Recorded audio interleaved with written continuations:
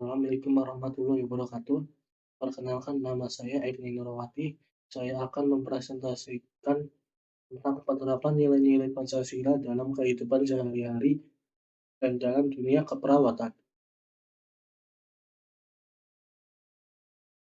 Pancasila merupakan landasan kehidupan bangsa Indonesia yang termuat dari pembukaan UUD 1945.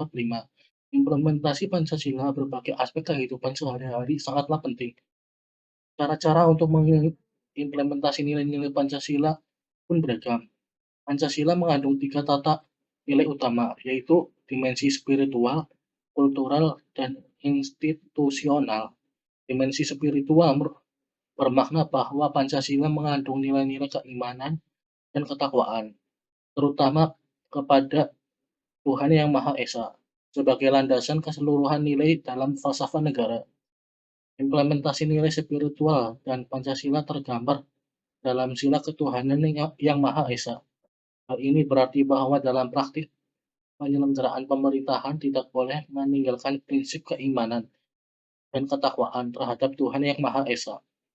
Adapun dimensi kultural memiliki arti bahwa Pancasila merupakan landasan falsafah negara, pandangan hidup bernegara, dan sebagai dasar negara.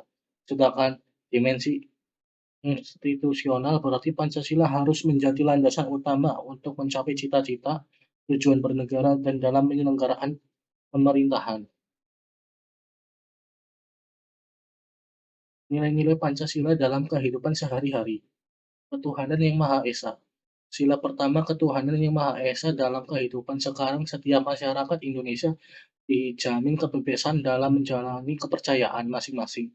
Masyarakat kini dapat menjalani kepercayaan dengan tenang, tanpa gangguan intoleransi.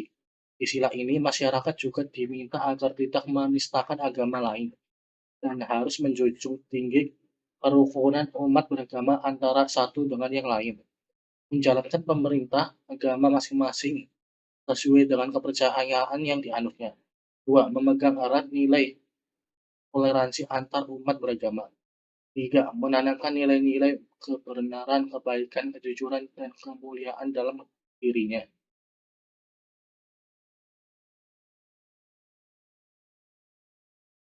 Kemanusiaan yang adil dan beradab. Sila kedua, kemanusiaan yang adil dan beradab di sila ini merupakan semua warga negara Indonesia memiliki hak yang setara dalam pemenuhan kesejahteraan. Selain itu, juga kesetaraan dalam kehidupan yang layak, hak politik, hukum, dan semua hal yang telah diatur di undang-undang tanpa melihat suku dan ras warga negara Indonesia tersebut. Satu, menjunjung tinggi nilai-nilai keadilan dan martabat manusia sebagai makhluk Tuhan. Dua, saling menghargai dan toleransi terhadap sesama.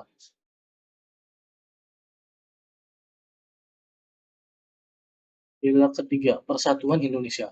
Di dalam sila ketiga ini, semua warga negara Indonesia tidak boleh melakukan aksi-aksi yang tidak yang dapat merenggangkan persatuan dan kesatuan negara kita, seperti melakukan tindakan terorisme, intoleransi, gerakan separatisme, dan hal-hal yang serupa. Sebagai warga negara Indonesia, baik kita harus tetap menjaga keutuhan negara kita. Kita harus menghindari tindakan-tindakan yang dapat mencegah memecah belah negara kita. Satu, memberikan perlindungan kepada semua orang yang berstatus warga negara Indonesia.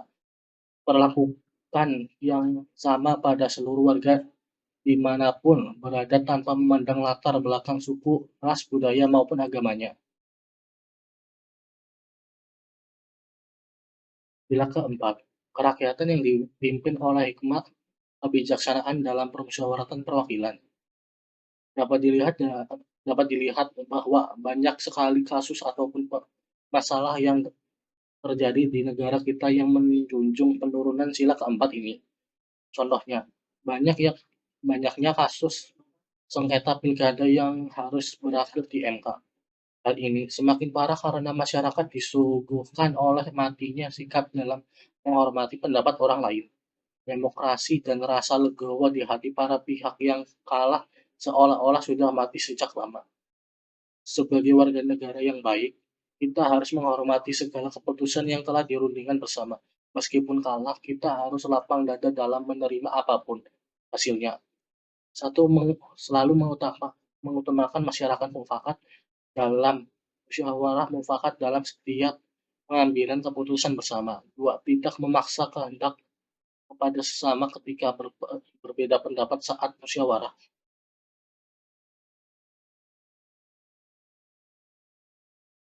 Sila kelima, keadilan sosial bagi seluruh rakyat Indonesia.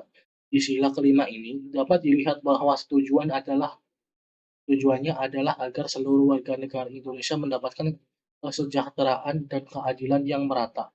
Seluruh rakyat Indonesia berhak mendapatkan penghidupan yang layak, penghormatan terhadap hak asasi manusia, perlindungan keamanan dan hukum yang seutuhnya, dan semua hal yang berkaitan dengan kesejahteraan warga negara. Satu, menjalankan wajib gotong royong bersama tetangga. Dua, menegur orang yang mengganggu ketertiban umum di lingkungan sekitar.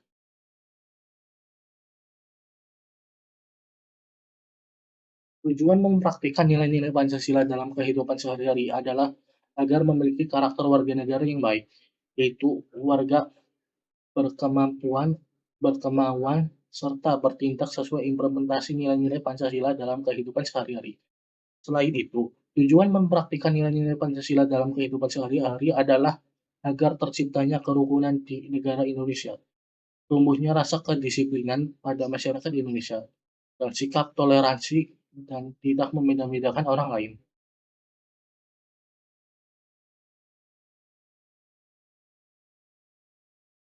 Dampak yang terjadi jika tidak menerapkan Pancasila dalam kehidupan sehari-hari.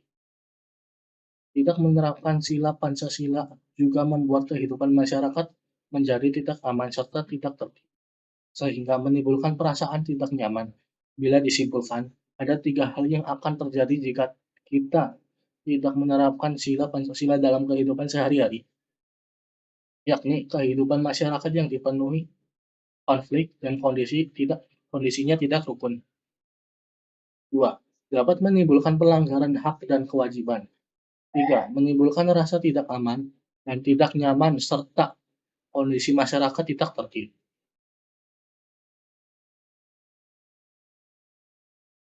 Contoh kasus pelanggaran Pancasila sesuai sila-silanya. Contoh penyimpangan sila ke-1. Satu, tidak ada sikap toleransi kepada sesama. Dua, gerakan radikal kelompok tertentu yang mengatasnamakan agama. Tiga, perusakan tempat ibadah. Empat, fanatisme yang sifatnya anarki. Contoh kasus penyimpangan sila pertama. Bom Bali. Contoh kasus penyimpangan pada sila pertama ini adalah aksi terorisme yang terkenal yang terjadi pada tahun 2002 di Bali. Aksi terorisme yang dijadikan sebagai peristiwa terorisme terbesar sepanjang sejarah di Indonesia ini terjadi pada tiga peristiwa sekaligus.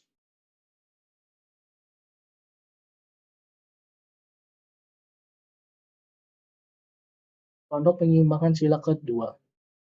Satu, perbudakan. Dua, memperkerjakan anak di bawah umur. Tiga, ketidakadilan dalam bidang ekonomi. Contoh kasus penyimpangan sila kedua, ketidakadilan karena hutang sebagai rakyat kalangan bawah. Salah satu kasus yang pernah ada dan menjadi salah satu pelanggaran dalam sila kedua ini adalah usaha pemerintah untuk memenuhi kewajiban pembayaran pajak.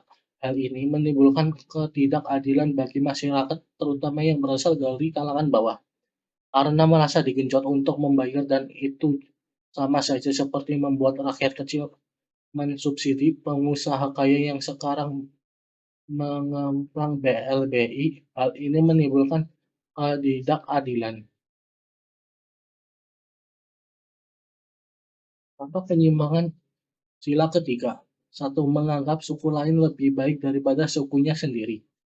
Dua, perang antar suku. Tiga, menjadi provokator etnis atau suku tertentu. Contoh penyimpangan sila ketiga. Satu, menganggap suku lain lebih baik dari sukunya sendiri. Dua, perang antar suku menjadi provokator etnis atau suku tertentu. Contoh kasus penyimpangan sila ketiga. OPM, Organisasi Papua Merdeka, Organisasi Papua Merdeka ini sudah berdiri sejak tahun 1965 dan bahkan masih berdiri sampai sekarang. Gerakan ini merupakan salah satu organisasi yang bersikeras untuk memisahkan Papua Barat dari wilayah NKRI dan ingin merdeka sendiri karena merasa jika daerah mereka tidak ada hubungannya dengan bangsa Indonesia. Ini termasuk pelanggaran sila ketiga karena ingin berpisah dari bangsa Indonesia. Contoh penyimpangan sila keempat, satu melarang orang menduduki jabatan tertentu karena suku, ras, agama, dan lain-lain. Dua, melarang orang berpendapat. Tiga, ketidakadilan bagi masyarakat. Contoh kasus penyimpangan sila keempat, ketidakadilan hukum. Penyimpangan kasus dari sila keempat ini adalah ketidakadilan hukum bagi pejabat dan kaum bawah. Buktinya, beberapa tahun silam, orang yang dikatakan mencuri buah seperti semangka dan kakao harus mendekam di balik jeruji besi mulai dari ancaman 1 hingga 5 tahun hanya karena mencuri kakao seharga Rp2.000 saja. Sedangkan para pejabat yang sudah menelan uang milik negara miliaran rupiah hanya ditahan selama 1 sampai 2 tahun bahkan tidak diselidiki. Hal ini memang ironis tapi memang ada di Indonesia. Merupakan salah satu pelanggaran. Contoh penyimpangan sila kelima, perlakuan tidak adil karena kondisi tertentu menelantarkan para veteran. Contoh kasus penyimpangan sila kelima, perbedaan kehidupan warga ibu kota dan Papua. Pelanggaran dari sila kelima ini bisa dilihat dari perbedaan kehidupan antara masyarakat kota Jakarta dan Papua. Walau mungkin sama-sama warga Indonesia, tetap saja warga Jakarta dan Papua ini berbeda. Di Jakarta semua infrastruktur dibangun merata sedangkan di Papua pembangunan belum rata dan masih banyak yang menggunakan OTK. Penerapan sila-sila Pancasila dalam keperawatan. Satu, ketuhanan yang Maha Esa. Sebagai seorang perawat, tentu harus menjunjung tinggi kebebasan yang beragama bagi klien. Pengamalan Pancasila sila pertama tentu wajib dilakukan oleh seorang perawat.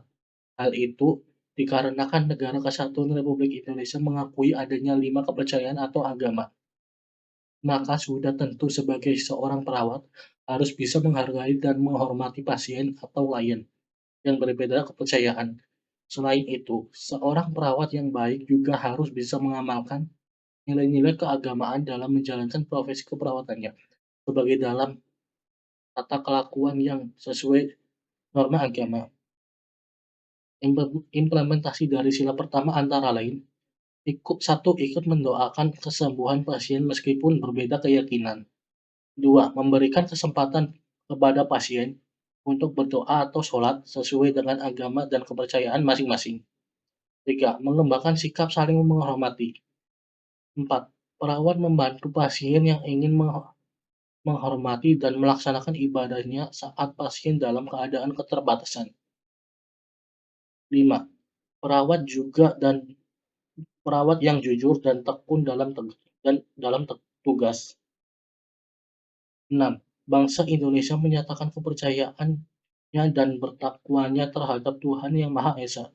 7. Membina kerukunan hidup di antara sesama umat beragama dan kepercayaan terhadap Tuhan Yang Maha Esa. Kemanusiaan yang adil dan beradab. Sila kedua berbunyi kemanusiaan yang adil dan beradab. Sila kedua ini mengandung arti bagi profesi keperawatan, yaitu seorang perawat harus bersikap adil terhadap klien, memiliki rasa cinta dalam hatinya, sayang terhadap klien, serta tidak membeda-bedakan klien dalam melakukan keperawatan. Dengan keanekaragaman budaya serta suku bangsa, seorang perawat dalam menjalankan tugasnya tentu akan menghadapi klien yang berbeda-beda.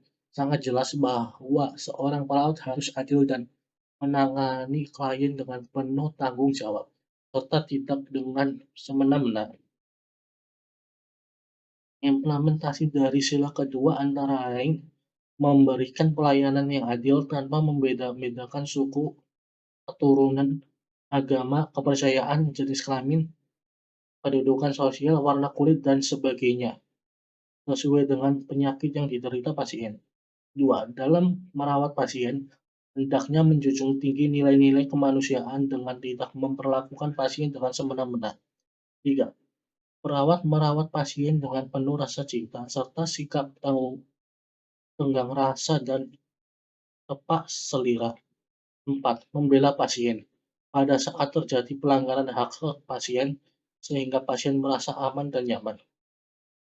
5. Perawat memberikan informasi dengan jujur dan memperlihatkan sikap empati, yaitu turut merasakan apa yang dialami oleh pasien. 6. Meningkatkan dan menerima ekspresi perasaan positif dan negatif pasien dengan memberikan waktu untuk mendengarkan semua keluhan dan perasaan pasien. 7. Perawat memiliki sensitivitas dan peka terhadap setiap perubahan pasien. Persatuan Indonesia. Negara Kesatuan Republik Indonesia terdiri dari berbagai ras, suku, bangsa, kebudayaan, dan lain-lain.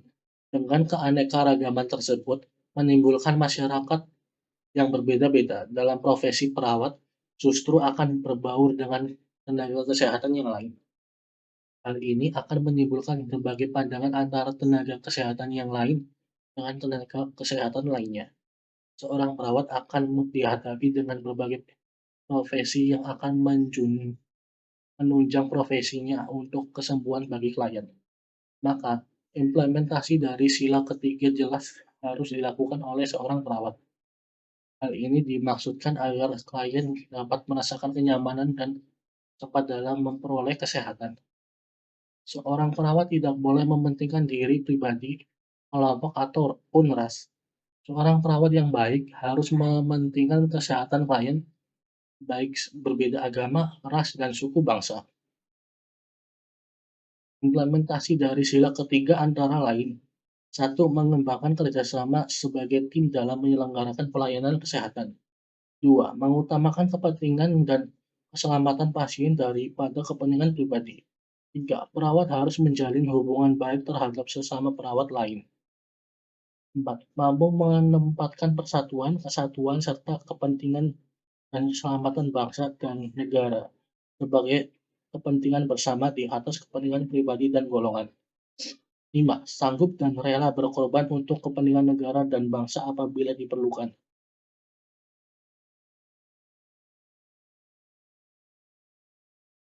Kerakyatan yang dipimpin oleh hikmat dalam permusyawaratan perwakilan. Dalam sila keempat memiliki arti yang lebih luas. Akan tetapi, dalam profesi keperawatan akan terlihat jelas bahwa dalam pelaksanaan keperawatan terhadap klien, seorang perawat harus bisa dipimpin dan bekerja secara tim.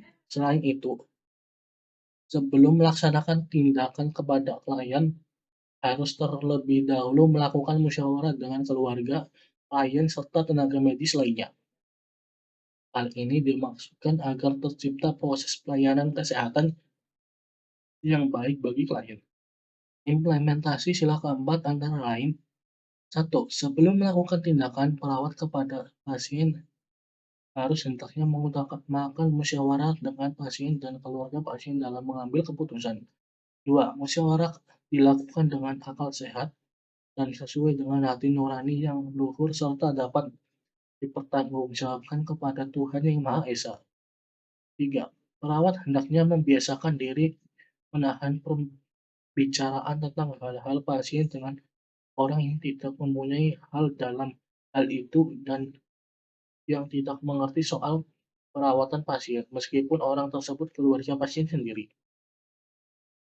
4. Sebagai warga negara dan warga masyarakat, setiap manusia Indonesia mempunyai kedudukan, hak, dan kewajiban yang sama.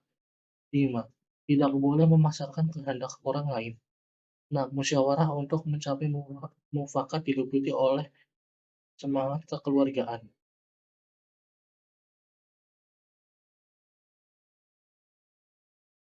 Keadilan sosial bagi seluruh rakyat Indonesia. Sila kelima dalam profesi keperawatan memiliki arti bahwa seorang perawat harus bersikap adil dan merata terhadap seluruh rakyat Indonesia. Hal ini mengandung pengertian bahwa seorang perawat dalam melaksanakan tugasnya harus bersikap sama dan tidak membeda-bedakan antara klien yang satu dengan yang lainnya. Seorang perawat juga harus mampu mementingkan keselamatan klien dan juga keselamatan bagi dirinya sendiri. Seorang perawat harus mampu menyeimbangkan antara hak dan kewajiban klien. Implementasi dari sila kelima antara lain: satu, mengembangkan sikap adil dan keseimbangan antara hak dan kewajiban terhadap semua pasien. Dua, keperawatan pasien dilaksanakan dengan sikap dan suasana kekeluargaan dan gotong royong antara pasien, keluarga pasien, perawat, dokter, serta tim paramedis dan medis lainnya. Tiga, antara hak dan kewajiban perlu diseimbangkan, lebih mementingkan keselamatan pasien, tapi tidak mengabaikan keselamatan perawat itu sendiri. 4.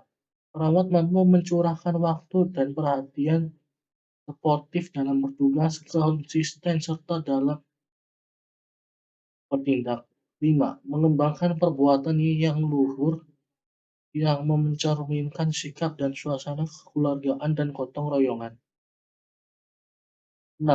Mengembangkan sikap adil terhadap sesama. 7. Mengembangkan keseimbangan antara hak dan kewajiban. 8. Menghormati hak orang lain. Kesimpulannya adalah Pancasila adalah pandangan hidup bangsa dasar negara Republik Indonesia. Pancasila juga merupakan sumber kejiwaan masyarakat dan negara Republik Indonesia. Maka manusia Indonesia menjadikan pengamalan Pancasila sebagai perjuangan utama dalam kehidupan kemasyarakatan dan kehidupan kenegaraan. Oleh karena itu, pengamalannya harus dimulai serta setiap warga negara Indonesia. Setiap penyelenggara negara yang secara meluas akan berkembang menjadi pengamalan Pancasila oleh setiap lembaga kenegaraan dan lembaga kemasyarakatan baik di pusat maupun daerah. Dalam menjalankan profesi sebagai perawat, memberikan pelayanan yang terbaik untuk pasien merupakan sebuah kewajiban, bukan semata-mata hanya karena uang.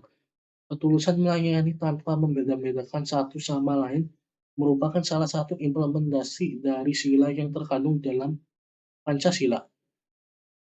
Sekian presentasi dari saya. Terima kasih. Assalamualaikum warahmatullahi wabarakatuh.